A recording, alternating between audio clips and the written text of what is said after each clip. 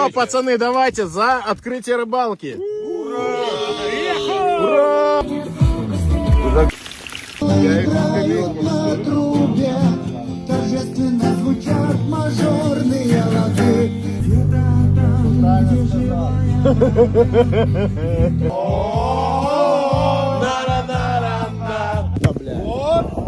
На раздачу стоим.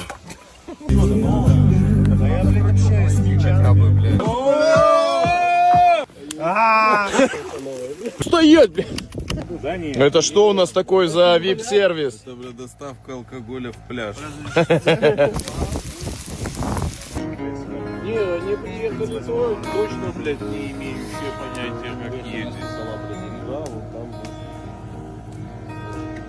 Бля, как здорово, что все мы здесь сегодня.